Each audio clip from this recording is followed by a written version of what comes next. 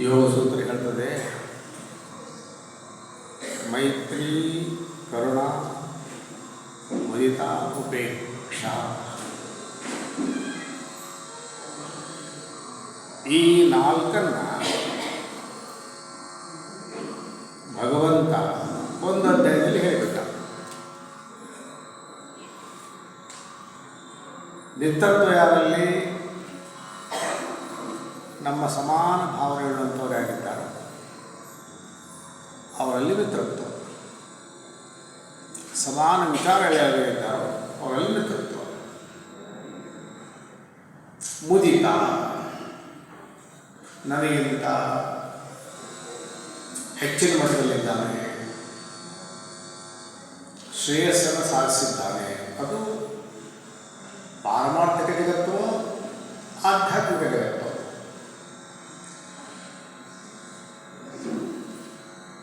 ಹರ್ಷ ಕೊಡುವಂಥ ಕಣ್ಣು, ಅದು ಮುದಿತ. ಕರುಣ, ಇನ್ನು ಯಾರು ಸ್ವಲ್ಪ ಕಡಿಮೆ ಮಟ್ಟದಲ್ಲಿದ್ದಾನೆ,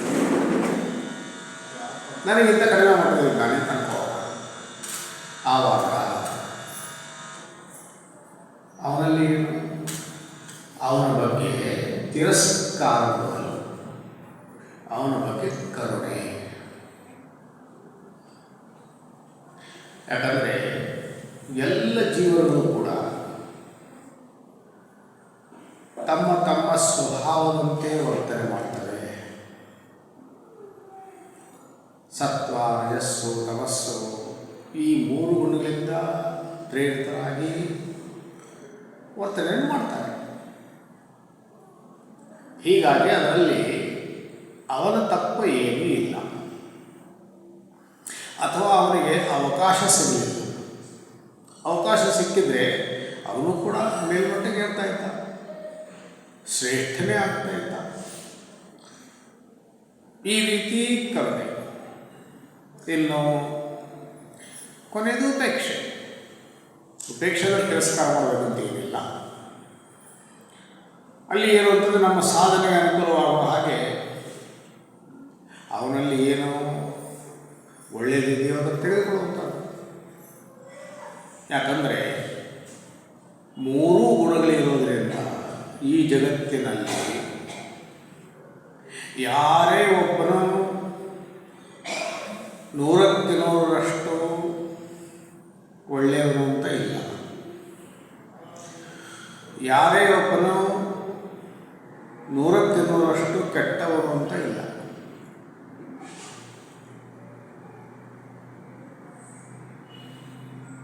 A saint had a past. A sinner has a future. ಯಾರು ಇವತ್ತು ಸಾಧು ಅಂತ ಕಾಣ್ತಾ ಇದ್ದಾನೋ, ಯಾರು ಒಳ್ಳೆಯವರು ಅಂತ ಅನ್ನಿಸ್ಕೊಳ್ತಾ ಇದ್ದಾನೋ, ಒಳ್ಳೆಯವರಾಗಿದ್ದಾನೋ, ಅವನದು ಒಂದು ಭೂತ ಇದೆ. ಹಿಂದಿನ ಜೀವನ ಏನಾಗಿತ್ತು ಗೊತ್ತಿಲ್ಲ ಅನ್ನುವಂಥದ್ದು ರೀತಿ. ನಾವು ದೃಷ್ಟಾಂತ ಯಾರು? ರತ್ನಾಕರ ಡಾಕು.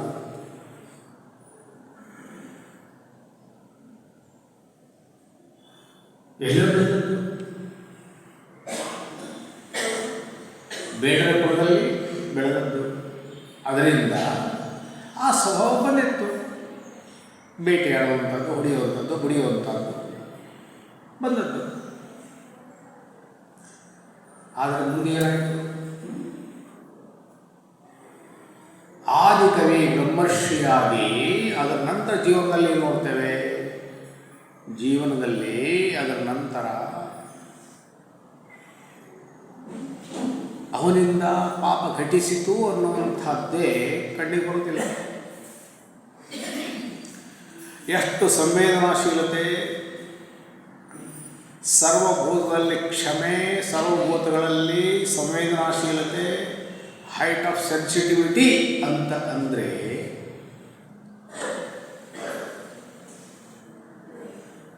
ಒಬ್ಬ ವ್ಯಾಧ ಒಂದು ಪಕ್ಷಿಯನ್ನು ಹೊಡೆದ, 2 ಪಕ್ಷಿಗಳು ಕೂಡ ಒಟ್ಟಿಗೆ ಇದ್ದವು. ಅದು ಚೀತ್ಕಾರ ಮಾಡ್ತಾ ಕೆಳಗೆ ಬಿಡುವಾಗ ಹೃದಯ ಅನ್ನುವಂಥದ್ದು ತಳಗೊಳಿಸಿತು. ಮಾ ನಿಷಾದ ಯತ್ ಕ್ರೌಂಚ ಅನ್ನುವಂಥ ಒಂದು ಶ್ಲೋಕ ಅವರ ಮುಖದಲ್ಲಿ ಬಾಯಿಂದ ಹೊರಟದ್ದು, ಮುಖದಿಂದ ಹೊರಟದ್ದು. ಮೊದಲು ಹೇಗಿದ್ದ? ಮೊದಲು ಇದ್ದದ್ದು ಕರುಣೆಯೇ ಇಲ್ಲವೇನೋ ಅನ್ನುವಂಥ ಸ್ಥಿತಿ. ಆದರೆ ಭಕ್ತಿಯ ಪ್ರಭಾವದಿಂದ ಏನಾಯಿತು? ಎಲ್ಲ ಭೂತಗಳಲ್ಲಿಯೂ ಕೂಡ, ಎಲ್ಲ ಜೀವರಾಶಿಗಳಲ್ಲಿಯೂ ಕೂಡ ಅದು ಪಕ್ಷಿಯೇ ಇರಬಹುದು. ಅದಕ್ಕೆ ನೋವು ಉಂಟಾಗಿದ್ದು ಕೂಡ ಅವನ ಹೃದಯವನ್ನು ತಲ್ಲಣಿಸಿಬಿಡ್ತು. ಹೀಗಾಗಿ ಯಾರೇ ಒಬ್ಬನು ಸಂತನಾಗಿದ್ದರೆ, ಅದರರ್ಥ ಎಲ್ಲ ಸಂತರು ಕೂಡ ಮೊದಲು ಕೆಟ್ಟವರೇ ಇದ್ದರು ಅನ್ನುವಂಥದ್ದು ಏನಿಲ್ಲ. ಆದರೆ ಹೇಳೋದೇನು ಅಂದರೆ, ಅಂಥವನಿಗೂ ಕೂಡ ಒಂದು ದಾರಿ ಇದೆ. ಅವನೂ ಕೂಡ ತನ್ನ ಜೀವನವನ್ನು ಸುಧಾರಿಸಿಕೊಳ್ಳಬಲ್ಲ. ಅ ಸಿನ್ನರ್ ಹ್ಯಾಸ್ ಎ ಫ್ಯೂಚರ್. ಪಾಪಿಗೂ ಕೂಡ ಒಂದು ಭವಿಷ್ಯ ಅನ್ನುವಂಥದ್ದು ಇದ್ದೇ ಇದೆ. ಕರ್ಮಧರ್ಮ ಸಂಯೋಗ ನೋಡಿ, ಪ್ರಾರಂಭದಲ್ಲಿ ಹೇಳಿದ್ದೆ ಭಗವದ್ ನಿಯುಕ್ತಿ ಅಂತ.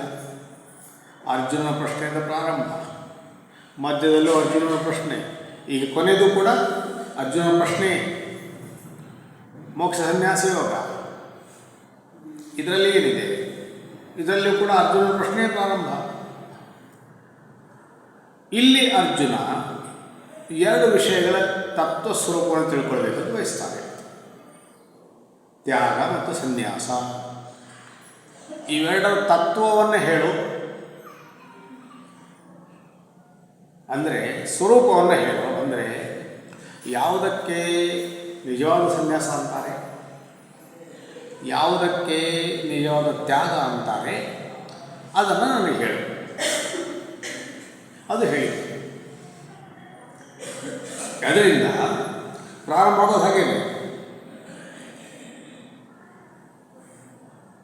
ಅದಕ್ಕೆ ಹೇಳುವಂಥದ್ದೇನು? ಸನ್ಯಾಸ ಅಂದರೆ ಕಾಮ್ಯ ಕರ್ಮಗಳನ್ನು ಬಿಡುವಂಥದ್ದು. ಇದನ್ನು ನಾವು ಮೊದಲನೇ ಇದರಲ್ಲಿ ನೋಡಿದ್ವು. ಯಾವ ವಿವಿಧಿಷಾ ಸನ್ಯಾಸಿಯೋ, ಯಾಕಂದರೆ ಇಲ್ಲಿ ವಿವರಣೆ ಪೂರ್ತಿ ವಿವಿಧಿಷಾ ಸನ್ಯಾಸಿ ಇದೆ. ಅರ್ಜುನ ಅಂದ್ಕೊಂಡದ್ದೇನು? ಈ ಹಿಂಸಾರೂಪಿ ಯುದ್ಧವನ್ನು ಬಿಟ್ಟು ಭಿಕ್ಷಾವೃತ್ತಿಯನ್ನು ಅವಲಂಬಿಸೋದು ಒಳ್ಳೆಯದು ಅಂದ್ಕೊಂಡದ್ದು. ಆದರೆ ಭಗವಂತ ಏನು ಹೇಳ್ತಾನೆ? ಆ ರೀತಿ ಬಿಟ್ಟರೆ ನಡೆಯುವುದಿಲ್ಲ.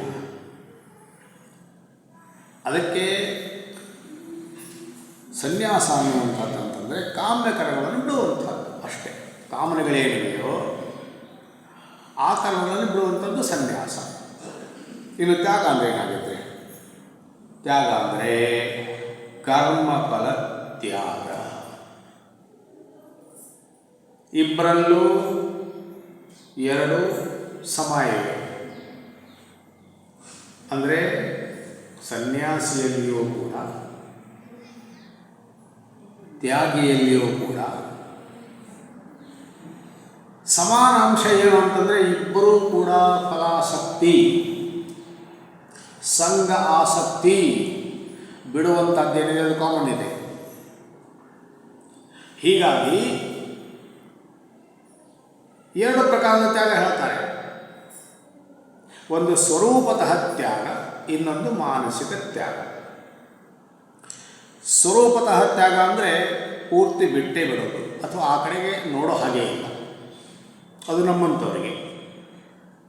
ಸ್ವರೂಪದ ತ್ಯಾಗ ಅಂದರೆ ಆ ಕಡೆ ಹೋಗಲೇಬೇಡ. ಯಾವುದು ನಿನ್ನ ಇಂದ್ರಿಯಗಳನ್ನು, ನಿನ್ನ ಮನಸ್ಸನ್ನು ವಿಕಾರಗೊಳಿಸ್ತದೆಯೋ ಆ ಕಡೆಗೆ ಹೋಗಬೇಡ. ಭಾಗವತ ಹೇಳುವಂಥದ್ದು ಏನು ಅಂದರೆ, ಯತಿ ವನಚರ ಗ್ರಾಮ್ಯಗೀತನ್ನ ಶೃಣ್ಯಾತ್. ಗ್ರಾಮ್ಯ ಗೀತೆಗಳನ್ನು ಅವನು ಕೇಳಬಾರದು. ಏನು ಗ್ರಾಮ್ಯ ಗೀತ ಅಂದರೆ? ಗ್ರಾಮ್ಯ ಗೀತ ಅಂದರೆ ನಮಗೆ ಅರ್ಥ ಬರೋದೇನು ಅಂದರೆ ಜಾನಪದ ಗೀತೆಗಳು, ಲೋಕಗೀತೆಗಳು, ಜಾನಪದ ಗೀತೆಗಳು ಅದಲ್ಲ. ಗ್ರಾಮ್ಯ ಗೀತೆ ಅಂದರೆ ಇಂದ್ರಿಯಗಳ ಸಮೂಹಕ್ಕೆ ಗ್ರಾಮ ಅಂತ ಹೆಸರು. ಅದಕ್ಕೆ ಇಂದ್ರಿಯ ಗ್ರಾಮ ಅಂತ ಬಂದಿದೆ 12ನೇ ಅಧ್ಯಾಯದಲ್ಲಿ.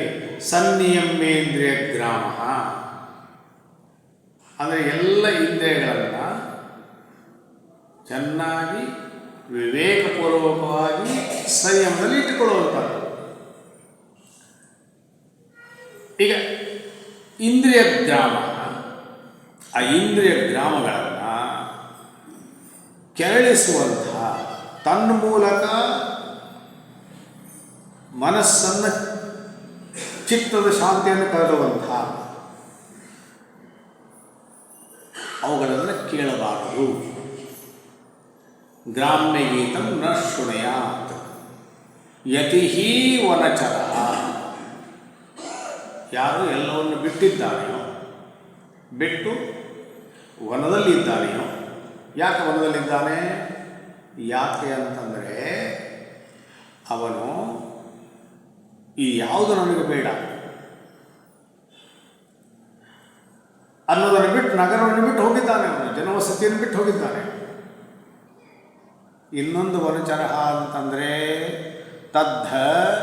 ತದ್ವನಂ ನಾಮ ತದ್ವನಂ ಇತಿ ಉಪಾಸೀತವ್ಯಂ ವನಂ ಸಂಭಜನೀಯಂ. ಇಲ್ಲಿ ವನ ಅಂದರೆ ಯಾರು ಅಂತಂದರೆ ಆ ಉಪನಿಷತ್ತು ಏನು ಹೇಳ್ತದೆ? ತದ್ವನಂ ನಾಮ ಉಪಾಸಿತವ್ಯಂ ಅಂದರೆ ಯಾರು ಭಜನೀಯನು, ಯಾರು ಸೇವ್ಯನು ಆ ಪರಮಾತ್ಮ. ಹೀಗಾಗಿ ಪರಮಾತ್ಮನ ಒಂದು ಹೆಸರು ವನ. ಈಗ ಆ ಪರಮಾತ್ಮನ ಪ್ರಾಪ್ತಿಗೋಸ್ಕರ ಚರತಿ, ತನ್ನ ಆಚರಣೆಯನ್ನೆಲ್ಲ ಕೇವಲ ನನಗೆ ಪರಮಾತ್ಮನೇ ಬೇಕು, ಪರಮಾತ್ಮ ಜ್ಞಾನವೇ ಬೇಕು ಅಂತ ಆಚರಣೆಯನ್ನು ಮಾಡ್ತಾನೆ ಅವನು ವನಚರ. ಅದಕ್ಕಾಗಿ ನಗರ ಬಿಟ್ಟು ಹೋಗಿದ್ದಾನೆ ಅಷ್ಟೇ. ಅದರಿಂದ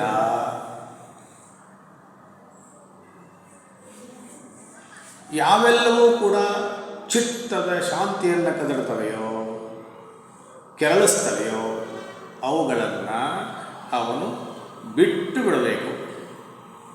ಯಾಕಂದರೆ ತಜ್ಞಾನಂ ಪ್ರಶಮಕರಂ ಯದಿಂದ್ರಿಯಾಣ.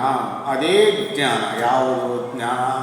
ನಿಜವಾದ ಜ್ಞಾನ ಅಂದರೆ ಪ್ರಶಮಕರಂ ಇಂದ್ರಿಯಾಣ, ಇಂದ್ರಿಯಗಳನ್ನು ಶಾಂತಗೊಳಿಸ್ತವೆಯೋ, ತನ್ಮೂಲಕ ಮನಸ್ಸನ್ನು ಶಾಂತಗೊಳಿಸ್ತವೆಯೋ ಅದು ನಿಜವಾದ ಜ್ಞಾನ. ಅದರಿಂದ ಇದು ಸ್ವರೂಪದ ತ್ಯಾಗ. ಯಾಕೆ? ಅದಕ್ಕಾಗಿಯೇ ಬಿಟ್ಟಿದ್ದಾನೆ.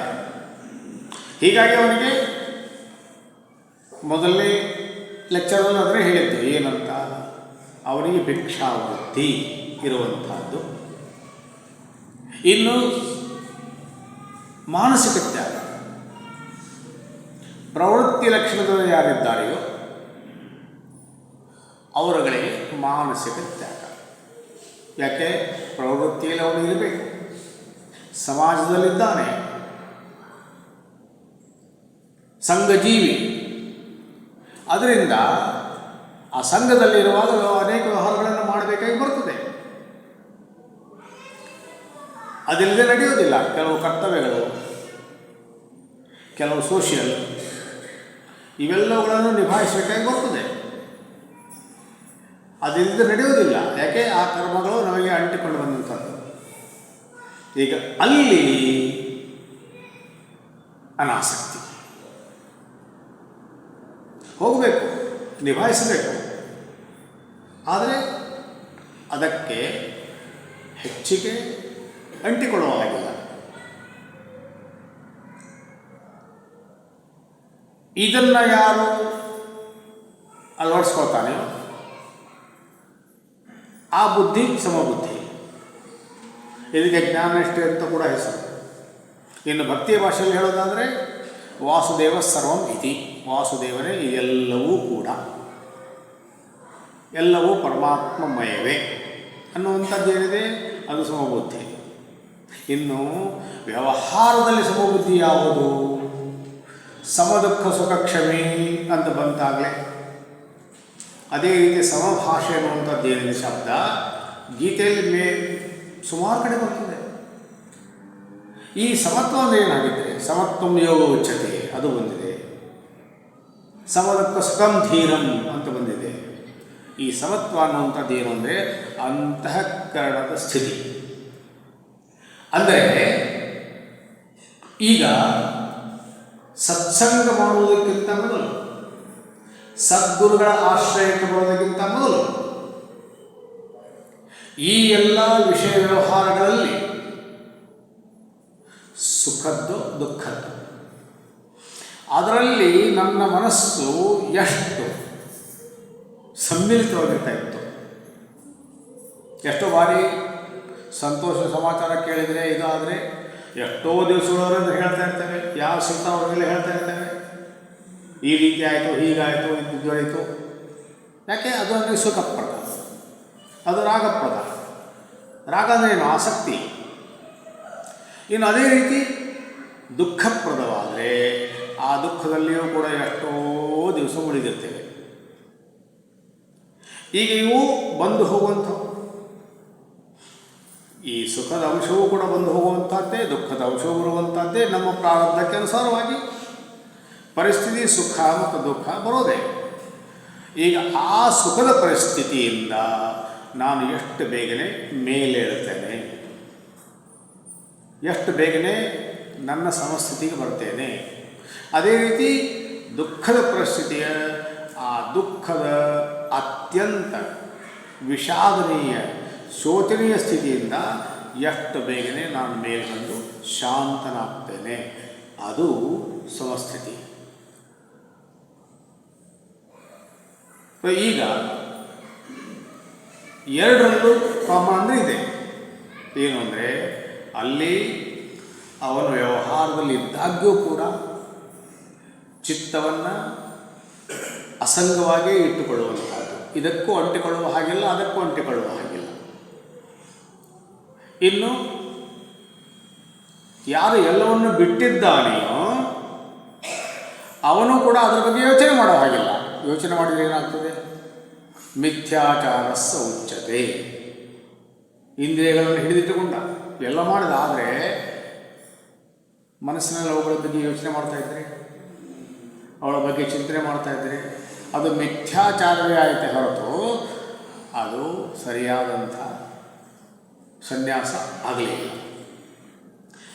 ಅದಕ್ಕಾಗಿ ಕಾಮ್ಯಕರ್ಮಗಳನ್ನು ಬಿಡುವುದು ಸನ್ಯಾಸ ಅಂತ ಒಂದಾದರೆ, ಆಮೇಲೆ ಫಲತ್ಯಾಗ ಮಾಡುವಂಥದ್ದು ಕರ್ಮತ್ಯಾಗ ಅಂತ ಹೇಳಿ ತ್ಯಾಗ ಸಚಿವೋದೇಶ. ಆದರೆ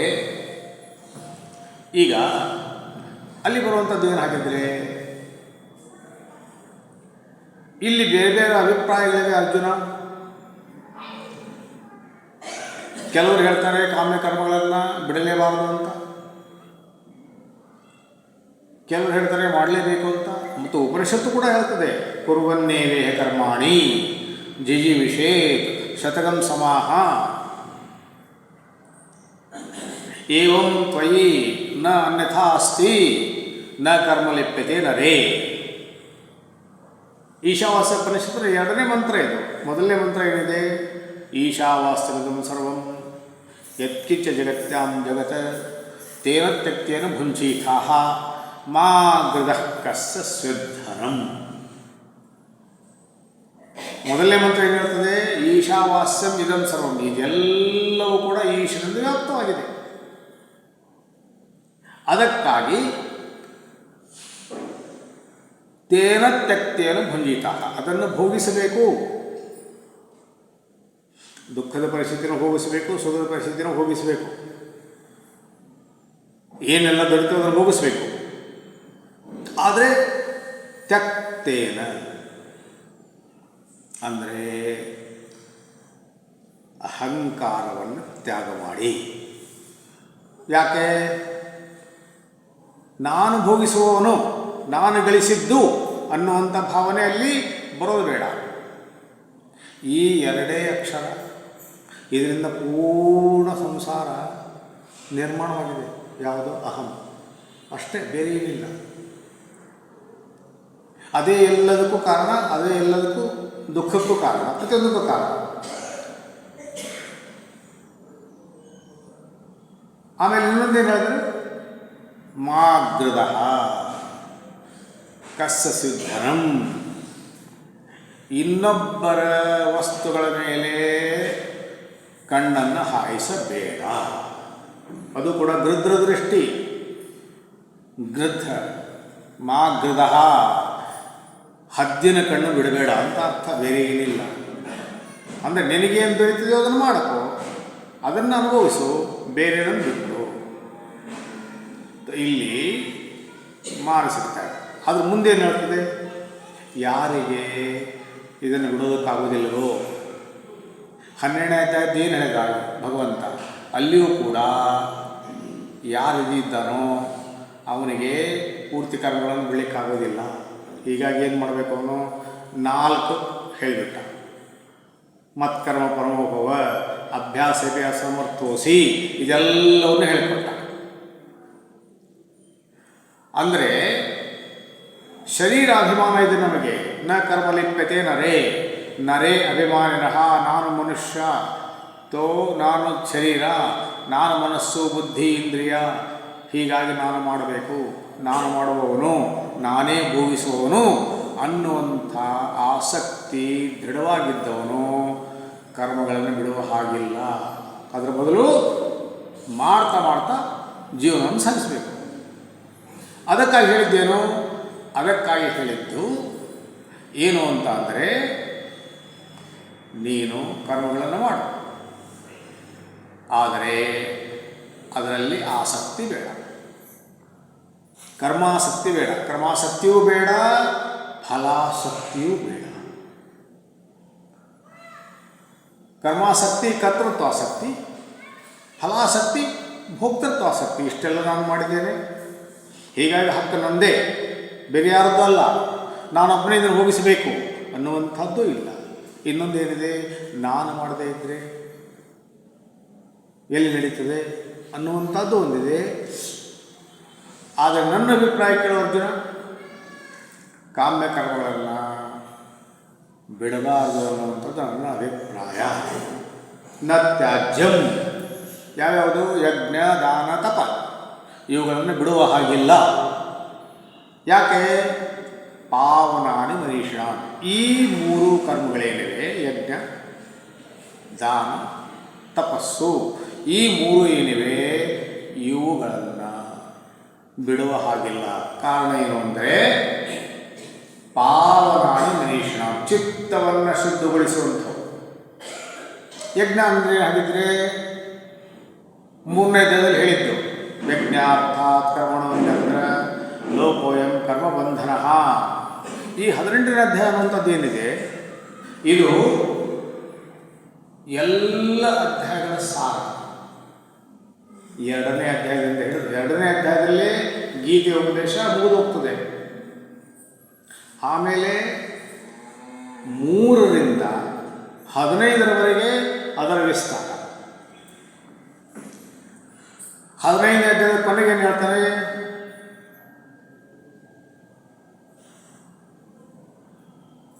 ಇದಂ ಶಾಸ್ತ್ರಂ, ಅಲ್ಲಿ ಶಾಸ್ತ್ರವನ್ನು ಹೇಳಿ ಮುಗಿಸಿದೆ ಅಂತ ಹೇಳ್ತಾನೆ ಕೊನೆಗೆ 15ನೇ ಅಧ್ಯಾಯದಲ್ಲಿ.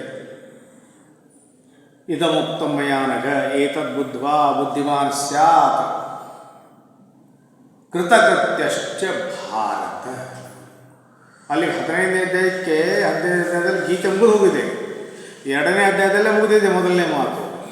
ಅದರಲ್ಲಿ ಬಂದಂಥ ವಿಷಯಗಳನ್ನು ವಿಸ್ತಾರ ಮಾಡ್ದ. ಯಾಕೋಸ್ಕರ? ನಮಗೋಸ್ಕರ. ಆಮೇಲೆ ಮತ್ತೆ ಹೇಳ್ದ, ಇಲ್ಲಿ ಮುಗಿತು, ಇದನ್ನು ಯಾರು ತಿಳ್ಕೊಂಡು ಸರಿಯಾಗಿ ವರ್ತನೆ ಮಾಡ್ತಾನೆಯೋ ಅವನು ಕೃತಕೃತ್ಯನಾಗ್ತಾನೆ. ಕೃತಕೃತ್ಯ ಅಂದರೆ ಏನು? ಏನನ್ನು ಮಾಡಬೇಕಾಗಿತ್ತು, ಏನನ್ನು ಮಾಡಬೇಕಾಗಿತ್ತು?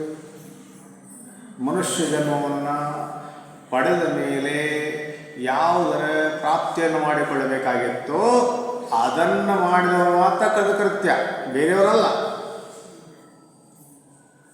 ಹಾಗಾದರೆ 16 17 ಏನು? 16 17 ಏನು ಅಂತಂದರೆ ಅವುಗಳಿಗೆ ಯಾವ ರೀತಿ ವರ್ತನೆ ಮಾಡಬೇಕು ಅದಕ್ಕೋಸ್ಕರ ಶಾಸ್ತ್ರಂ ಪ್ರಮಾಣಂತೆ. ಅದರಿಂದ ಸಾಧನೆಗೆ ಅನುಕೂಲವಾಗುವ ಹಾಗೆ 12 ಮತ್ತು 16 ಮತ್ತು 17 ಅಧ್ಯಾಯ ಹೇಳಿಬಿಡ್ತಾರೆ. ಒಂದರಲ್ಲಿ ದೈವ ಸಂಪತ್ತು ವಿಭಾಗ, ಇನ್ನೊಂದು ಶ್ರದ್ಧಾತ್ರ ವಿಭಾಗ ಯೋಗ. ಅವುಗಳನ್ನು ಹೇಳಿ 18ನೇದು ಪರಿಶಿಷ್ಟ, ಕೊನೆಯದು ಉಪಸಂಹಾರ.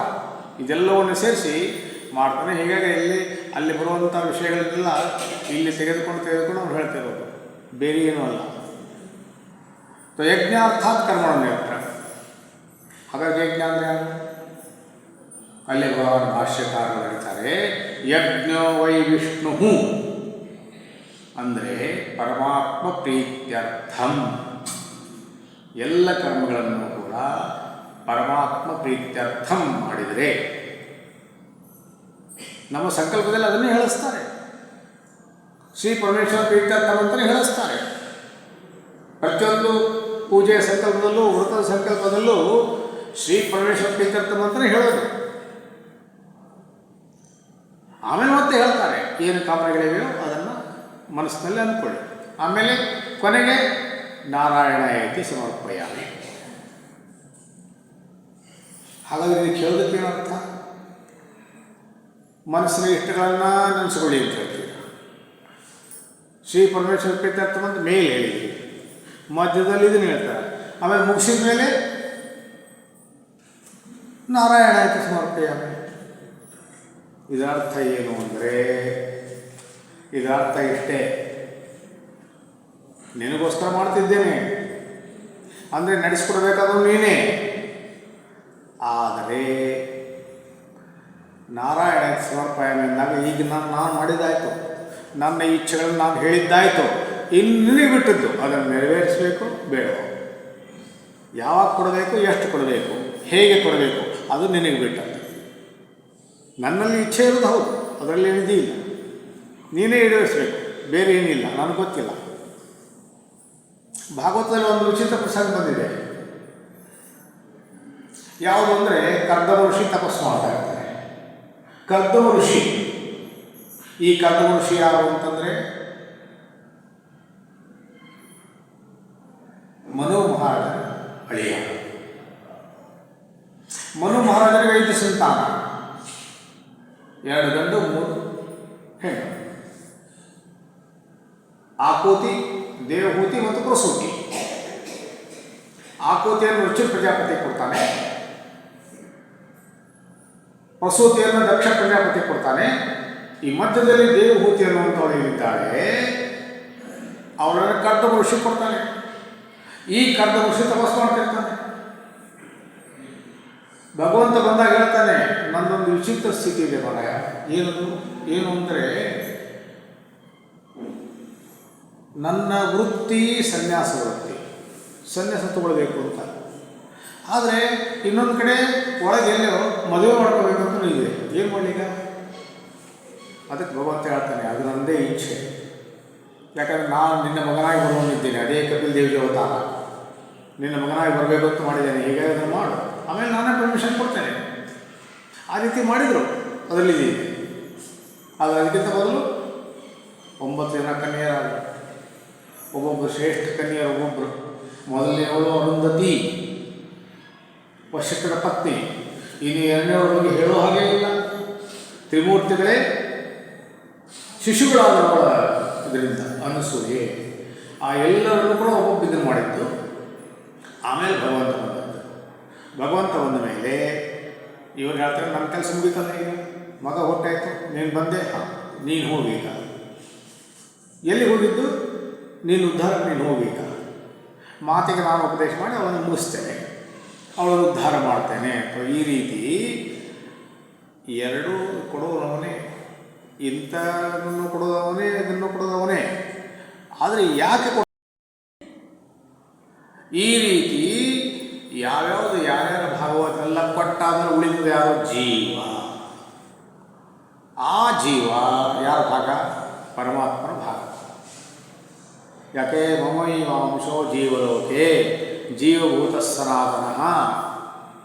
ಇದಕ್ಕಿಂತಲೂ ವಿಶದವಾಗಿ ಗೋಸ್ವಾಮಿಜಿ ಹೇಳ್ತಾರೆ ರಾಮಾಯಣದಲ್ಲಿ, ಈಶ್ವರ ಅಂಶ ಜೀವ ಅವಿನಾಶಿ.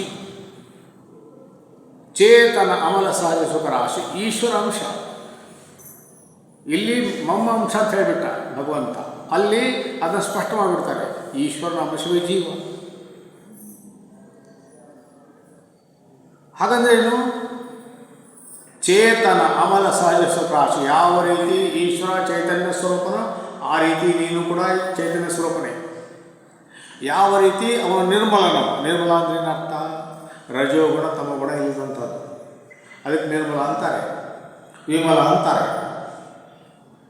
ಚೇತನ ಅಮಲ ಸಹಜ ಸುಖರಾಶಿ, ಭಗವಂತ ಸುಖ ಸ್ವರೂಪನೇ.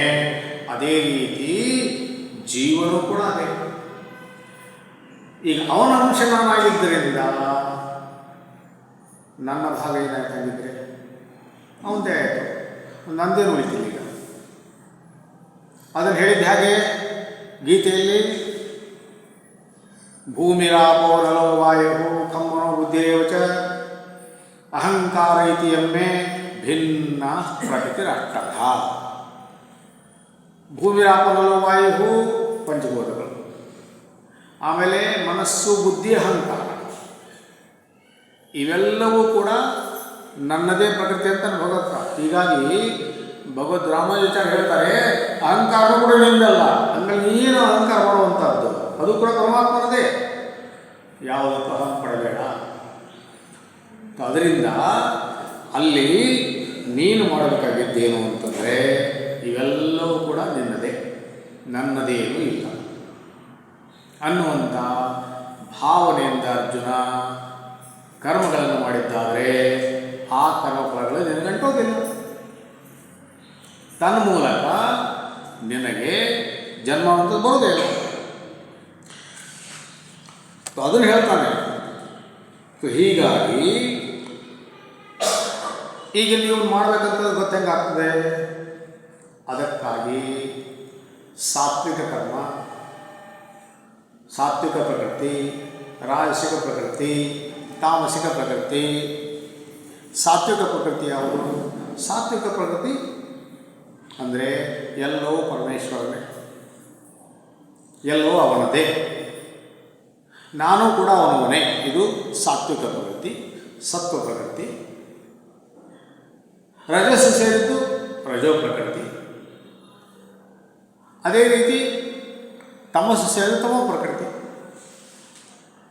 ರಾಜಸಿಕ ತಾಮಸಿಕ ಈ ಪ್ರಕೃತಿಗಳಿವೆ. ಅದರಲ್ಲಿ ಮತ್ತೆ ಧೃತಿ. ಧೃತಿ ಅಂದರೆ ಉತ್ಸಾಹ. ಅದನ್ನು ಬಿಟ್ಕೊಡೋ ಹಾಗಿಲ್ಲ. ಎಷ್ಟೇ ಬಾರಿ ಕೆಳಗೆ ಬಿದ್ದರೂ ಕೂಡ ಅದನ್ನು ಬಿಟ್ಕೊಡೋ ಹಾಗಿಲ್ಲ. ಅದು ಸಾತ್ವಿಕ ಧೃತಿ. ಧೃತ್ಯುತ್ಸಾಹ ಸಮನ್ವಿತ. ಇದಕ್ಕೆ ದೃಷ್ಟಾಂತ ಯಾರು ನಮ್ಮ ಮುಂದೆ? ವಿಶ್ವಾಮಿತ್ರರು. ಬ್ರಹ್ಮರ್ಷಿ ಆಗಬೇಕು ಅಂತ ತಲೆಯಲ್ಲಿ ಬಂತು. ಯಾಕೆ? ವಶಿಷ್ಠಾಶ್ರಮಕ್ಕೆ ಹೋಗ್ತಾರೆ. ಆವಾಗ ರಾಜನಾಗಿದ್ದ. ಕಾಮಧೇನು ಅಂತ ನನಗೆ ಬೇಕು, ನಮಗೂ ಉಪಯೋಗ ಆಗ್ತದೆ, ನೀವು ತೊಗೊಂಡೇನು ಮಾಡೋದು, ಅದನ್ನು ನನಗೆ ಕೊಡಿ. ಆದರೆ ಏನೂ ಆಗಲಿಲ್ಲ. ಕೊನೆಗೆ ಎಲ್ಲ ಶಸ್ತ್ರಗಳ ಪ್ರಯೋಗ ಮಾಡ್ತಾರೆ. ಅವರೇನು ಮಾಡಿದ್ರು? ಬೇರೆ ಏನು ಮಾಡಲಿಲ್ಲ. ವಶಿಷ್ಠರು ತಮ್ಮ ಆಶ್ರಮದ ಮುಂದೆ ಆ ಬ್ರಹ್ಮದಂಡ ಇತ್ತಲ್ಲ, ಅದರಲ್ಲಿ ನೆಟ್ಟು ಬಿಟ್ಟರು. ಮುಗೀತು ಕೆಲಸ. ಅವೆಲ್ಲ ಬಂದು ಅದರಲ್ಲಿ ಮುಗಿದು ಹೋಗ್ತಾಯಿತ್ತು. ಆವಾಗ ದಿಗ್ಬಲಂ ಕ್ಷತ್ರಿಯ ಬಲಂ ಬ್ರಹ್ಮ ತೇಜೋ ಬಲಂ ಬಲಂ, ನಾನು ಬ್ರಹ್ಮರ್ಷಿ ಆಗ್ತೇನೆ. ಆಗಿದ್ರಿ ಈಗ 3 ಸರ್ತಿ ಬಿದ್ದದ್ದು, 3 ಸರ್ತಿ ತಪೋಭಂಗ ಆಗಿತ್ತು. ಆದರೂ ಕೂಡ ಬಿಡದೆ ಸಾಧಿಸಿದ್ದು. ಅದು ಸಾತ್ವಿಕ ಧೃತಿ. ಆ ರೀತಿ ಧೃತಿಯಿಂದ ಮಾಡಬೇಕು. ಯಾಕಂತಂದರೆ ಹಾಗಾದರೆ ವಿಘ್ನಗಳು ಬರೋದು ಯಾಕೆ? ವಿಘ್ನಗಳು ಬರೋದು ಯಾಕೆ ಅಂತಂದರೆ ನಾವು ಎಷ್ಟು ದೃಢವಾಗಿದ್ದೇವೆ ನೋಡೋದಕ್ಕೆ ಅಲಗಾಡಿಸ್ತಾನೆ ಪರಮಾತ್ಮ. ಬೇರೆ ಯಾರೂ ಅಲಗಾಡಿಸೋದಿಲ್ಲ. ನಮ್ಮ ಇಂದ್ರಿಯಗಳೇ ನಮ್ಮನ್ನು ಅಲಗಾಡಿಸೋದು. ಯಾವ ಇಂದ್ರ ಬಂದರೆ ಬರೋದಿಲ್ಲ, ಹೇಳೋದಷ್ಟೇ. ಅವು ಪುರಾಣಗಳಲ್ಲಿ ವರ್ಣನೆ ಮಾಡಬೇಕಾದ್ರೆ ಬರ್ತದೆ. ಇಲ್ಲಾಂದರೆ ಇದಕ್ಕೆ ಅಡ್ಡಿ ಉಂಟು ಮಾಡೋದು ನಮ್ಮ ಇಂದ್ರಿಯಗಳೇ. ಈಗ ಆ ಇಂದ್ರಿಯಗಳು ನಮ್ಮನ್ನೇನು ಅಡ್ಡಿ ಮಾಡ್ತವೆ. ಯಾಕೆ ಬರ್ತವೆ ಅಂದರೆ ನನ್ನ ಸಾಧನೆಯಲ್ಲಿ ದೇಹದಲ್ಲಿ ಎಷ್ಟು ದೃಢನಾಗಿದ್ದೇನೆ ಅಂತ ನೋಡಬೇಕಾಗಿದೆ ಅವಕ್ಕೆ. ಅದು ನನ್ನ ಪರೀಕ್ಷೆಗೋಸ್ಕರ.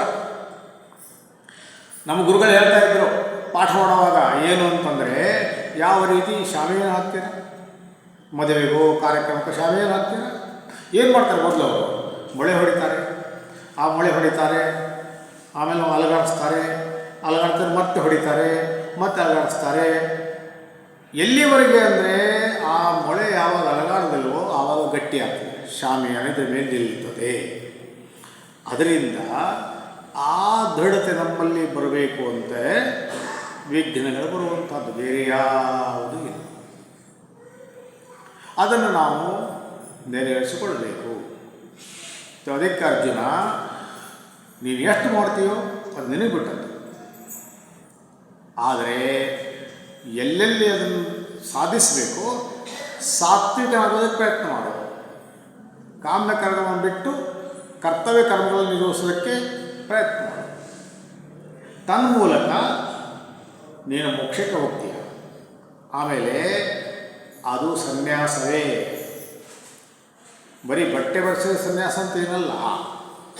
ಬಟ್ಟೆ ಯಾಕೆ ತರಿಸ್ತಾರಾಗಿದ್ದರೆ ಅಂದರೆ, ಇದು ನಾನು ಧರಿಸಿದ್ದಿದೆಯಲ್ಲ, ಇದು ನನಗೆ ರಿಮೈಂಡರ್, ಇದು ನನಗೋಸ್ಕರ, ಇದು ನಿಮಗೆಲ್ಲ ಅಲ್ಲ. ಅಂಥದ್ದೇನಾದರೂ ಮಾಡೋದಕ್ಕೆ ನಾನು ಎಳಿಸೋದಕ್ಕೆ ಹೋದರೆ, ನನ್ನ ಮನಸ್ಸಲ್ಲಿ ವಿಚಾರ ಬಂದರೆ ಇದು ತಡೀತದೆ. ಇಲ್ಲ, ಇದು ನನಗಲ್ಲ, ನೀನು ಇದನ್ನು ಧರಿಸಿದ್ದೀಯಾ, ಇದು ನನಗೆ ಅನುರೂಪದ್ದಲ್ಲ, ನಮಗೆ ಹೇಳುವಂಥದ್ದು, ಬೇರೆ ತೋರಿಸೋದಕ್ಕಲ್ಲ. ಒಂದು ರೀತಿಯಿಂದ ನೀನು ಬೇರೆಯವ್ರು ಹಾಗಲ್ಲ ಅಂತಲೂ ಬರ್ತದೆ. ಇನ್ನೊಂದು, ನಮ್ಮ ಲಕ್ಷ್ಯವನ್ನು ನಮಗೆ ನೆನಪು ಮಾಡಿಕೊಡೋದಕ್ಕೆ ಇದಿರೋದು, ಬೇರೆ ಏನಿಲ್ಲ. ಇದು ತ್ಯಾಗದ ಸಂಕೇತ. ನೀನು ತ್ಯಾಗವನ್ನು ಮಾಡಿದ್ದೀಯ, ಆ ಕಡೆಗೆ ನೋಡಬೇಕು, ಬೇರೆ ಏನೂ ಅಲ್ಲ.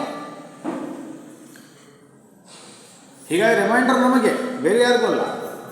ಅದಕ್ಕಾಗಿ ಭಗವಂತ ಹೇಳುವಂಥದ್ದು, ಶಾಸ್ತ್ರದಲ್ಲಿ ಏನು ಸಾತ್ವಿಕ ಕರ್ಮಗಳನ್ನು ಹೇಳಿದೆಯೋ ಅದನ್ನೇ ಮಾಡ್ತವೆ. ಇದು ಸಾಧಕರಿಗೆ. ಯಾವೆಲ್ಲ ಸಾತ್ವಿಕ ಕರ್ಮಗಳು ಅಂತ ಇವೆಯೋ ಆ ಸಾತ್ವಿಕ ಕರ್ಮವನ್ನು ಮಾತ್ರ ಮಾಡು. ಬೇರೆಯವರನ್ನು ಮಾಡೋದಕ್ಕೆ ಪ್ರಯತ್ನ ಮಾಡಬೇಡ. ಯಾಕಂದರೆ ಅವುಗಳಿಂದ ಅಂತಃಕರಣ ಶುದ್ಧಿ ಆಗುವುದಿಲ್ಲ.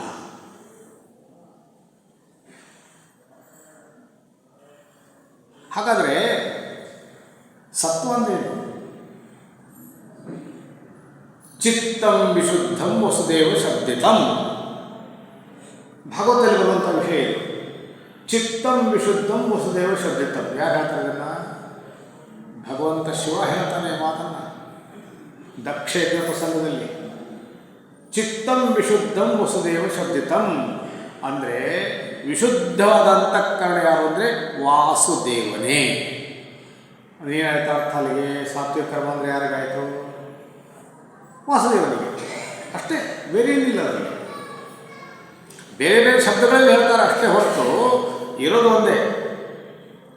ಚಿತ್ತಂ ವಿಶುದ್ಧ ವಸುದೇವ ಶಬ್ದಿತ. ಏನ ಆತ್ಮ ಸಂಪಸಿದತಿ. ಭಾಗವತ ಹೇಳ್ತದೆ, ಯಾವುದೇ ಕರ್ಮವನ್ನು ಮಾಡಿ ಏನ ಆತ್ಮ ಸಂಪಸಿದತಿ ಅಂದರೆ ನನ್ನ ಅಂತರಾತ್ಮ, ನನ್ನ ಅಂತರ್ಯಾಮಿ ಯಾವುದನ್ನು ಪ್ರಸನ್ನನಾಗುತ್ತಾನೆಯೋ ಅದು ನಿಜವಾದ ಕರ್ಮ. ಇನ್ನು ಪೂಜ್ಯ ಗುರುದೇವ್ ಹೇಳುವಂಥದ್ದು ಒಂದು ಸಿಂಪಲ್ಲೇ. ಅವ್ರು ನಮಗೆ ತಿಳಿಯಾಗಿ ಹೇಳೋದು ಏನು ಅಂದರೆ, ಬೆಳಗಿನಿಂದ ನೀನು ದುಡಿದು ಬಂದು ರಾತ್ರಿ ಮಲಗಿದ ತಕ್ಷಣ ತಲೆದಿಬ್ಬಿಗೆ ತಲೆ ಕೊಟ್ಟ ತಕ್ಷಣ ನಿದ್ದೆ ಬಂತು, ಅವತ್ತೆಲ್ಲೂ ಸತ್ವಿಕ ಕರ್ಮವನ್ನು ಮಾಡಿದ್ದೀಯ. ಯಾಕೆ? ಯಾರ ಮನಸ್ಸನ್ನು ನೋಯಿಸಿಲ್ಲ, ಯಾರಿಗೂ ಹಣ್ಣು ಮಾಡಲಿಲ್ಲ, ಯಾರ ಬಗ್ಗೆ ಕೆಟ್ಟ ಯೋಚನೆ ಮಾಡಲಿಲ್ಲ, ದುರಾಲೋಚನೆ ಮಾಡಲಿಲ್ಲ. ಅದರಿಂದ ನಿನ್ನ ಮನಸ್ಸು ನಿಶ್ಚಿಂತವಾಗಿದೆ. ಹೀಗಾಗಿ ರಾತ್ರಿ ಆರಾಮಾಗಿ ನಿದ್ದೆ ಬಂತು. ಒಂದೇನಾದರೂ ಯೋಚನೆ ಇದ್ದರೆ ನಿದ್ದೆ ಬರೋದಿಲ್ಲ. ವಸುದೇವ ಶಬ್ದಿತಂ. ಸೊ ಆ ಸಾತ್ವಿಕ ಕರ್ಮಗಳನ್ನೇ ಮಾಡಂದರೆ ಭಗವಂತ ಯಾವುದನ್ನು ಮಾಡ್ತಾ ಇದ್ದಾನೆ, ಮಾಡು ಅಂತ ಹೇಳಿದ್ದಾನೆಯೋ ಅದನ್ನು ಮಾತ್ರ ಮಾಡ್ತಾನೆ.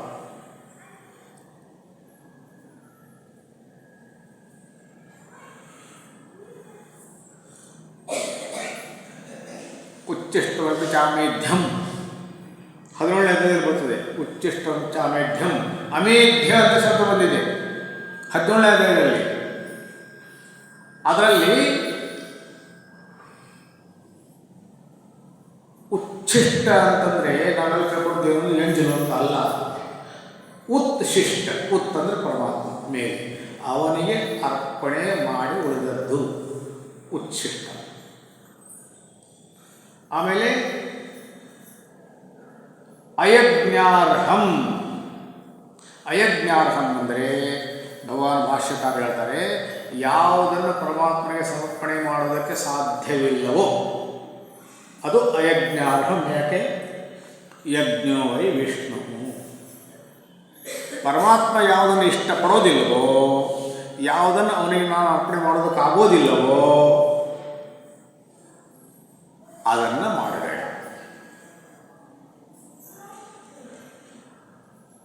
ರಾಮಕೃಷ್ಣ ವಚನ ವೇದ ನಿಮ್ಮಲ್ಲಿ ಎಷ್ಟು ಜನ ಓದಿದ್ದೀರೋ ಗೊತ್ತಿಲ್ಲ ನನಗೆ.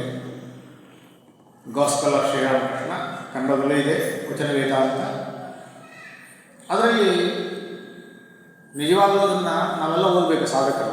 ಯಾಕೆಂದರೆ ವೇದಾಂತದ ಸರಳ ಸರಳ ತತ್ವಗಳೇನಿವೆ, ಶಾಸ್ತ್ರದ ಸರಳ ಸರಳ ತತ್ವಗಳೇನಿವೆ, ಗೂಢ ತತ್ವಗಳನ್ನು ಭಗವಾನ್ ಶ್ರೀರಾಮಕೃಷ್ಣರು ಸರಳವಾದ ಸನ್ಯಾಸ ದೃಷ್ಟಾಂತವಾಗಿ ಹೇಳಿಬಿಡ್ತಾರೆ. ಒಬ್ಬನಿದ್ದ, ಅವ್ರ ಭಕ್ತನೇ, ಅವನು ಕುಡಿಬೇಕು. ಕುಡಿದಿರ್ಲಿಕ್ಕೆ ಆಗ್ತಿರ್ಲಿಲ್ಲ ಅವನಿಗೆ. ನಾನು ಬಿಡೋದಕ್ಕಾಗೋದಿಲ್ಲ, ಏನು ಮಾಡಲಿ? ಒಂದು ಕೆಲಸ ಮಾಡು, ಕುಡಿಯಲಿ, ಯಾರು ಅಂತಾರೆ. ಆದರೆ ಕುಡಿಯೋದಕ್ಕಿಂತ ಮೊದಲು ಭಗವತಿಗೆ ಅರ್ಪಣೆ ಮಾಡು, ಆಮೇಲೆ ಏನು ಕುಡಿ. ಯಾರು ಬೇಡ ನೋಡಿ. ಏನಾಚಲ್ಲಿಗೆ ಆಯಿತು ಅಂದ. ಯಾಕಂದರೆ ಅವರಿಗೆ ಶ್ರದ್ಧೆ ಇತ್ತು, ಹಾಕ್ಕೊಳ್ತಾನೆ. ಈಗ ಭಗವತಿ ಮುಂದೆ ಹೋಗಿ ಇಡಬೇಕಲ್ಲ ಅದನ್ನೀಗ. ಅಲ್ಲಿ ಹೋಗುವಾಗ ಮನಸ್ಸಿದೆ, ಇಂಥದ್ದನ್ನು ಹಾಕೋದು ಅವಳಿಗೆ, ಇದನ್ನು ಅರ್ಪಣೆ ಮಾಡಬೇಕಾ ಭಗವತಿಗೆ, ಹಿಂದೆ 2-3 ಸತಿ ಅರ್ಪಣೆ ಮಾಡೋಕೆ ಹೋಗ್ತಾನೆ, ಹಿಂಜರಿತಾನೆ. ಆಮೇಲೆ ಬಿಟ್ಬಿಡ್ತಾನೆ. ಆದರೆ ಒಳಗಡೆ ಇದೆಯಲ್ಲ ವಾಸನೆ, ಅದು ಬಿಡೋದಿಲ್ಲ. ಮತ್ತೆ ಕುಡಿಯೋದಕ್ಕೆ ಕಳಿಸೋದು, ಮತ್ತೆ ತಗೋತಾನೆ, ಅಲ್ಲಿ ಹೋಗ್ತಾನೆ, ಮತ್ತೆ ಅರ್ಪಣೆ ಮಾಡೋದಕ್ಕೆ ಹೋಗ್ತಾನೆ, ಬರೋದಿಲ್ಲ. ಈ ರೀತಿ 3 ದಿವಸ ಕಳೀತದೆ. ಆದರೆ ಒಂದು ತೊಟ್ಟು ಕೂಡ ಕುಡಿಯೋದಕ್ಕಾಗೋದಿಲ್ಲ ಅವನಿಗೆ. ಆವಾಗ ಭಗವಾನ್ ಶ್ರೀರಾಮಕೃಷ್ಣ ಹೇಳ್ತಾರೆ, 3 ದಿವಸ ಬಿಟ್ಟಿದೆ ಅಂದ್ರೆ ಬಿಟ್ಬಿಡಿಲ್ಲ ಅಂತ. ಬಿಟ್ಬಿಟ್ಟ ಅವನು. ಇದು ಏನು ಅಂದರೆ ಭಕ್ತಿಯ ಪ್ರಭಾವ. ಎಲ್ಲರಲ್ಲೂ ಕೂಡ ಭಕ್ತಿಯನ್ನು ಯಾಕೆ ಹೇಳ್ತಾರೆ ಭಗವಂತ ಅಂತಂದರೆ, ಭಕ್ತಿಗೆ ಹೇಳ್ತಾರೆ ಹಿನಾಂಗ ಪೂರ್ತಿ. ಹಿನಾಂಗ ಪೂರ್ತಿ ಏನು? ಅಂಗಾಂಗ ಗೊತ್ತಿದೆ ನಮಗೆಲ್ಲ, ಅವಯವಗಳು, ಹೌದಾ? ಏನೆಲ್ಲ ನಮ್ಮಲ್ಲಿ ಕಡಿಮೆ ಇದೆಯೋ ಅದನ್ನು ಭಕ್ತಿ ಮಾತೆ ಪೂರ್ಣ ಮಾಡಿಬಿಡ್ತಾಳೆ. ಹೀಗಾಗಿ ಭಕ್ತಿಯನ್ನು ಯಾರು ಬೇಕಾದರೂ ಮಾಡಬಹುದು, ಯಾವುದೇ ಸ್ಥಿತಿಯಾದರೂ ಮಾಡಬಹುದು. ಯಾಕೆಂದರೆ ಜ್ಞಾನವನ್ನು ಹೋಗ್ತಿರೋ ಅಲ್ಲಿ ನಾವು ಹೋಗ್ತೀವಿ. ನಿತ್ಯಾನಿತ್ಯ ವಸ್ತು ವಿವೇಕ, ವೈರಾಗ್ಯ, ಮುಕ್ಷತ್ವ, ಶಮಾಧಿ ಶಕ್ತ ಸಂಪತ್ತಿ ಇವುಗಳನ್ನು ಗಳಿಸಿದೆಯೋ ಅವನು ಮುಂದೆ ಹೋಗಲಿ. ಈಗ ಅಲ್ಲಿದ್ದಕ್ಕೆ ಮೊದಲು ಅವನು ಕಳಿಸಿಕೊ. ಯೋಗ ಮಾರ್ಗಕ್ಕೆ ಹೋಗಬೇಕು. ಮೊದಲನೇದೇ ಚಿತ್ತವೃತ್ತಿ ನಿರೋಧ. ಚಿತ್ತವೃತ್ತಿ ನಿರೋಧ ಮಾಡೋಕ್ಕೆ ಶುರು ಮಾಡು. ಅದಕ್ಕೇನು ಮಾಡಬೇಕು? 5 ನಿಯಮ, 8 ನಿಯಮ, ಇವನ್ನೆಲ್ಲ ಮಾಡಿದ ಮೇಲೆ ಬರ್ತಿದ್ವಿ, ಅಲ್ಲಿವರೆಗಿಲ್ಲ. ಆದರೆ ಭಕ್ತಿಯಲ್ಲಿ ಹಾಗಿಲ್ಲ. ಏನು ದೋಷ ಇದೆಯೋ ಆ ದೋಷ ಇಟ್ಟುಕೊಂಡೇ ನೀನು ಹೋದರೂ ಕೂಡ ಕೊನೆಗೆ ಅದನ್ನು ಸರಿ ಮಾಡ್ತಾರೆ. ಅದು ಭಕ್ತಿಯ ಪ್ರಭಾವ. ಅದಕ್ಕೆ ಭಗವಂತ ಹೇಳೋದೇನು? ಮನ್ಮನಾಭವ, ಮದ್ಭಕ್ತೋ ಭವ, ಮದ್ಯಾಜಿ, ಮಾಂ ನಮಸ್ಕುರು, ಇದೆಲ್ಲವನ್ನು ಹೇಳ್ತಾನೆ ಅಲ್ಲಿ. ಮನ್ಮನಾಭವ, ನನ್ನಲ್ಲೇ ಮನಸ್ಸಿನಿಟ್ಟು ಹಾಕು. ಮದ್ಭಕ್ತೋ ಭವ, ನನ್ನ ಭಕ್ತನೇ ಆಗು. ಮದ್ಯಾಜಿ, ನನ್ನ ಅರ್ಚನೆಯನ್ನೇ ಮಾಡು, ನನ್ನ ಸೇವನೆಯನ್ನೇ ಮಾಡು. ಮಾಂ ನಮಸ್ಕುರು, ನನಗೆ ನಮಸ್ಕಾರವನ್ನು ಮಾಡು. ಇಲ್ಲಿ ಶರೀರಕ್ಕೆ ಹೇಳ್ತಾ ಇಲ್ಲ ಅವನು, ಕೃಷ್ಣನ ಶರೀರ ಅಂತ ಹೇಳ್ತಿಲ್ಲ. ಯಾವ ನನ್ನ ಸಚ್ಚಿದಾನಂದ ಸ್ವರೂಪ ಇದೆಯೋ ಅದಕ್ಕೆ ಶರಣಾಗತನಾಗ. ಅದಕ್ಕೆ ಹೇಳೋದೇನು? ಸರ್ವಭಾವೇನ ಭಾರತ, ಎಲ್ಲ ರೀತಿಯಿಂದಲೂ ಕೂಡ ಶರಣಾಗತನ. ಸರ್ವಭಾವೇನ ಅಂದ್ರೆ ಏನರ್ಥ? ಸರ್ವಭಾವೇನ ಅಂದರೆ ಶರೀರದ ಧರ್ಮ, ಮನಸ್ಸಿನ ಧರ್ಮ, ಬುದ್ಧಿಯ ಧರ್ಮ, ಇವುಗಳನ್ನು ಬಿಟ್ಟು ಸರ್ವಭಾವೇನ ಎಲ್ಲ ಪ್ರಕಾರ. ಇನ್ನೊಂದು ಸಾತ್ವಿಕ ಭಾವವನ್ನು ಬಿಡಬೇಕು. ರಾಜಸಿಕ ಭಾವ ಅಂತ ಬಿಡೋದೇ, ತಾಮಸಿಕ ಭಾವ ಅಂತ ತೆಗೆ ಹಾಗೇ ಇಲ್ಲ. ಸಾತ್ವಿಕ ಭಾವವನ್ನು ಕೂಡ ಬಿಡಬೇಕು. ಯಾಕೆ?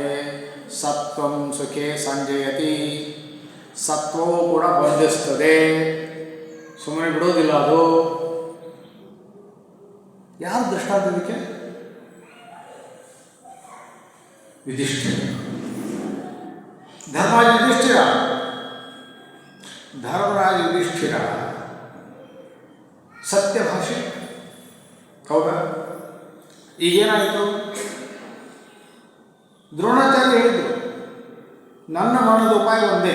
ಏನು ಅಂದರೆ ಅಸ್ತ್ರಶಸ್ತ್ರಗಳು ನನ್ನ ಕೈಯಲ್ಲಿ ಇರುವವರೆಗೆ ತ್ರಿಮೂರ್ತಿಗಳು ನನ್ನನ್ನು ಸೋಲಿಸೋದಕ್ಕೆ ಸಾಧ್ಯ ಇಲ್ಲ. ಹಾಗಾದರೆ ನಾನು ಶಸ್ತ್ರವನ್ನು ಬಿಡಬೇಕು, ಶಸ್ತ್ರತ್ಯಾಗ ಮಾಡಬೇಕು. ಶಸ್ತ್ರತ್ಯಾಗ ಯಾವಾಗ ಮಾಡ್ತೇನೆ? ನನ್ನ ಚಿತ್ತಕ್ಕೆ ಮರ್ಮಘಾತ ಆಗುವಂಥ ವಿಷಯ ಸಿಕ್ತು ಅಂದರೆ ಚಿತ್ತಘಾಸಿಯಾಗಬೇಕು. ಅಂಥ ವಿಷಯ ಏನಾದರೂ ಕೇಳಿದರೆ ಕಿವಿ ಬಿದ್ದರೆ ನಾವು ತಕ್ಷಣ ಬಿಡ್ತೇವೆ. ಭೀಮಸೇನ ಏನು ಮಾಡ್ದ? ಅಶ್ವತ್ಥಾಮ ಅಂತ ಆನೆ ಇತ್ತು, ಆನೆಯನ್ನು ಕೊಂದು ಹಾಕಿದ ತಕ್ಷಣ ಅಶ್ವತ್ಥಾಮ ಹತಃ ಅಂತ ಕೂಗಿದ. ಒಂದು ಕ್ಷಣಕ್ಕೆ ದ್ರೋಣಾಚಾರ್ಯ ವಿಚಲಿತವಾದ. ಆದರೆ ಮತ್ತೊಂದು ಕ್ಷಣಕ್ಕೆ ಸಾಹಸವನ್ನು ಹೇಳ್ತಾರೆ. ಇದೇ ಮಾತನ್ನ ಯುಧಿಷ್ಠಿರ ಹೇಳಿದ್ರೆ ನಂಬುತ್ತೇನೆ. ಯಾಕಂದ್ರೆ ಅವನು ಸತ್ಯ ಭಾಷೆಯನ್ನು ಗೊತ್ತಿತ್ತು, ಮಿಥ್ಯಾ ಭಾಷೆಯಲ್ಲ ಅಂತ ಗೊತ್ತಿತ್ತು. ಇಲ್ಲಿಯವರೆಗೆ ಅವನು ಸತ್ವ ಭಾಷೆಯೇ ಆಗಿದ್ದಾನೆ, ಮುಂದೂ ಕೂಡ ಹಾಗೆ ಇರ್ತಾನೆ. ಏನು ಮಾಡೋಣ? ಹಾಗಿದ್ರೆ ಅವನು ಹೇಳಿದ್ರೆ ನಂಬ್ತೇನೆ. ಈಗ ಭಗವಂತ ಹೇಳೋದು ನೀವು ಹೇಳೋದು ತಯಾರಿಲ್ಲ. ಯಾಕಂದ್ರೆ ಸ್ವಲ್ಪ ಹಿಂದೆ ಮುಂದೆ ಆಗ್ತಾ ಇತ್ತು. ಹೇಗೆ ಹೇಳೋದು? ಸುಳ್ಳು ತಾನೇ ಅದು. ಯಾವುದೋ ನಾನೇ ಸತ್ತಿದೆ, ಹೆಸರು ಅಶ್ವತ್ಥಾಮ ಇರ್ಬೋದು, ಅದು ನಾನೇ ಹೇಗೆ? ಅದಕ್ಕೆ ಅಲ್ಲಿ ಭಾಷ್ಯಕಾರ ಬರೀತಾರೆ, ಮಹಾಭಾರತ ಭಾಷ್ಯಕಾರ ಟೀಕಾಕಾರ ಬರೀತಾರೆ. ಏನು ಅಂದರೆ ಸತ್ವಂ ಸುಖೇ ಸಂಜಯತಿ, ನಾನು ಸತ್ಯಭಾಷಿ ಅನ್ನುವಂಥ ಸುಖ ಅವನಲ್ಲಿತ್ತು. ಅಂದರೆ ಅಹಂಕಾರ ಇತ್ತು. ಅದಕ್ಕೆ ಅವನು ಹೇಳಿದ್ದಾರಲ್ಲ. ಕೊನೆಗೂ ನೋಡಿ, ಎಷ್ಟೋ ಬಲವಂತ ಮಾಡಿದ ಮೇಲೆ ಕೊನೆಗೆ ಹೇಳಿದ್ದೇನೆ ಅವನು ನರೋವಾ ಕುಂಜರವ ಅಂತ ಹೇಳಿದ್ದೆ ಹೊರತು ಅಶ್ವತ್ಥಾಮ ಹತಃ. ಹತಃ ಶಬ್ದ ಮುಗಿದ ತಕ್ಷಣ ನೀವು ಭಗವಂತ ಶಂಕ ಹೊಂದಿಸ್ಬಿಟ್ಟ, ಬೇರೆಯವರು ಶಂಕ ಓದಿಬಿಟ್ರು. ಹೀಗಾಗಿ ನರೋವಾ ಕುಂಜರವ ಅನ್ನುವಂಥದ್ದು ಯಾರಿಗೂ ಕೇಳಿಸ್ತಿಲ್ಲ. ಇದೇನಿದು? ಸತ್ವಾತೀತೋ ಭವ. ಭಗವಂತ ಹೇಳಿದ್ದೇನು? ನಿರ್ದ್ವಂದ್ವೋ ನಿತ್ಯ ಸತ್ವಸ್ಥೋ ಸತ್ವಾತೀತೋ ಭವ. ಗುಣತ್ರಯ ಭಾಗದಲ್ಲಿ ಏನು ಹೇಳಿದ್ದು? ಸತ್ವದಿಂದಲೂ ಬೇರೇಳು. ಯಾಕೆ? ಸತ್ವವು ಕೂಡ ಸುಖೇ ಸಂಜಯತಿ.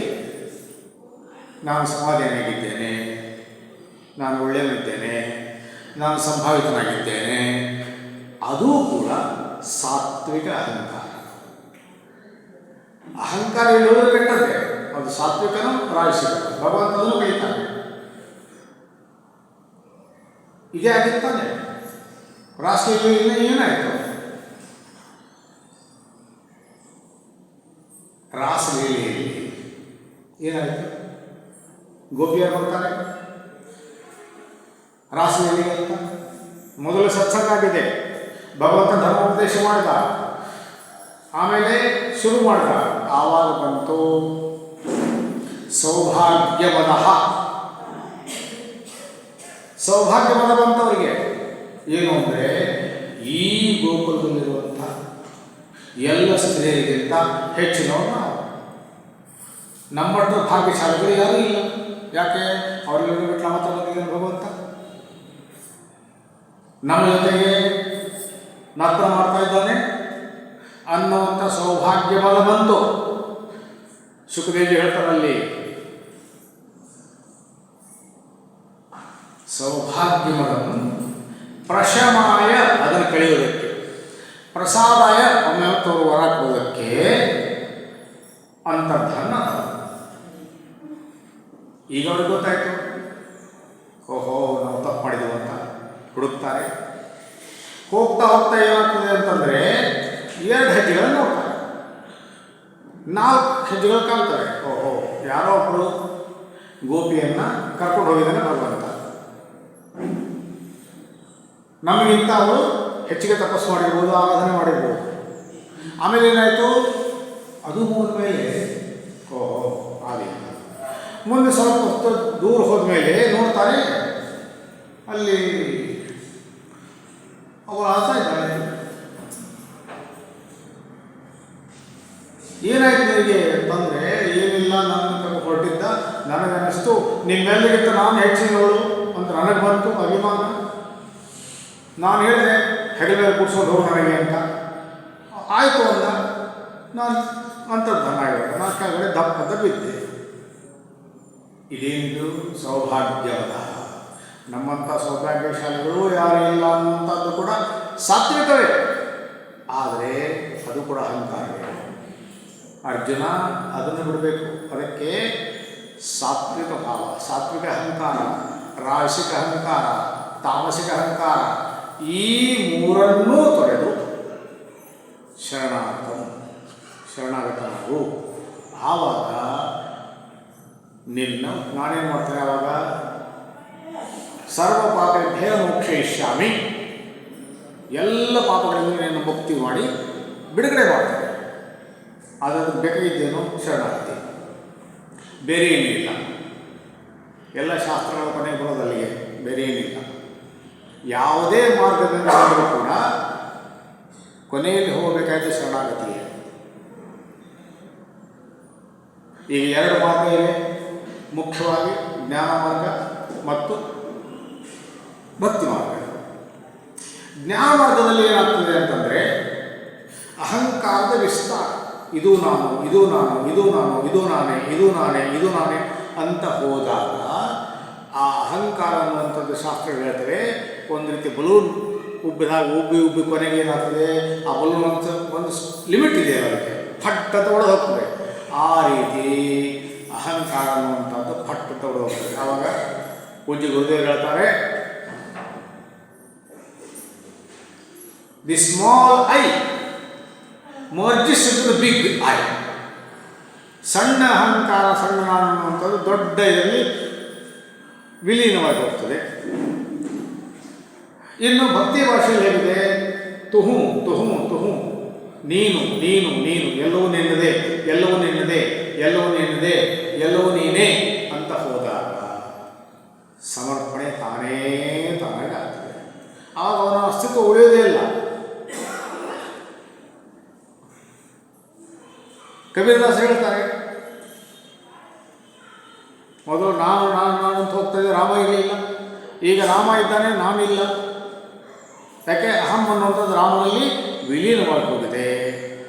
ಈ ರೀತಿ ಅರ್ಜುನ ನೀನು ಮಾಡಿದರೆ ನಿನ್ನ ಉದ್ಧಾರವಾಗ್ತದೆ. ಅದಕ್ಕಾಗಿ ಕೊಟ್ಟಂಥ ಕರ್ಮವನ್ನು ಭಕ್ತಿಯಿಂದ ಮಾಡು.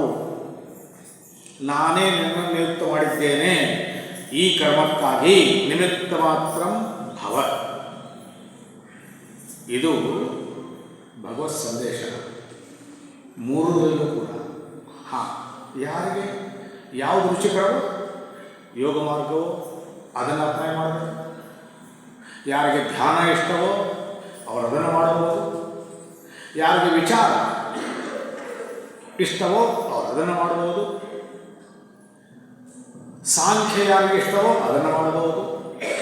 ಆದರೆ ಯಾವುದನ್ನೇ ಮಾಡಿದರೂ ಕೂಡ ಅಂತಿಮವಾಗಿ ಎಲ್ಲರಲ್ಲೂ ಕೂಡ ಹೋಗಬೇಕಾಗಿದ್ದು ಮಮವಾತ್ಮಾನುವರ್ತಂತೆ ಮನುಷ್ಯ ಪಾರ್ಥ ಸರ್ವಶಃ ಅವರವರ ಸ್ವಭಾವಕ್ಕನುಸಾರವಾಗಿ ಬರ್ತಿದ್ದಾರೆ. ನನ್ನ ಕಡೆಗೆ ಬರೋದು ಅವರು. ಆದರೆ ಯಾವ ಮಾರ್ಗವನ್ನು ಹಿಡಿದಿದ್ದಾರೋ ಅದು ಅವ್ರಿಗೆ ಬಿಟ್ಟದ್ದು. ಯಾಕೆ? ನನಗೆ ಯಾವುದು ಇಷ್ಟವಿದೆಯೋ ಅದನ್ನು ಹೇಳ್ತಾ ಇದ್ದೆ. ಜತಮತ್ ತತ್ವಪತ್ ಅಂತ ರಾಮಕೃಷ್ಣ ಹೇಳ್ತಾ ಇದ್ದಾರೆ. ಎಷ್ಟು ಮತಗಳಿವೆಯೋ ಅಷ್ಟು ಮಾರ್ಗಗಳಿವೆ. ವಿವೇಕಾನಂದಂತೂ ಇನ್ನೂ ಹೋಗ್ತಾ ಇದ್ರು, ಎಷ್ಟು ಜನರಿದ್ದಾರೋ ಅಷ್ಟು ಮಾರ್ಗಗಳು ಅಂತ. ಯಾಕಂದರೆ ಸಾತ್ವಿಕರಿಗೊಂದು ಮಾರ್ಗ, ರಾಜಸಿಕರಿಗೊಂದು ಮಾರ್ಗ, ತಾಮಸಿಕರಿಗೊಂದು ಮಾರ್ಗ. ರಾವಣ ಯೋಚನೆ ಮಾಡ್ತಾನೆ. ಶೂರ್ಪಣಕ್ಕೆ ಬಂದು ಅವನು ಹೇಳ್ತಾರೆ, ಏನು ಬಂದು ಈ ರೀತಿ ಆಯಿತು ಅಂತ. ಅವಳ ಮೂಗು ಇದನ್ನು ಕತ್ತರಿಸಿದಾಗ ತಕ್ಷಣ ಅವನು ಸಭಾಭಂಗ ಮಾಡಿ ಹೋಗ್ತಾನೆ. ಹೋಗಿ ವಿಚಾರ ಮಾಡ್ತಾನೆ. ತ್ರಿಶಿರ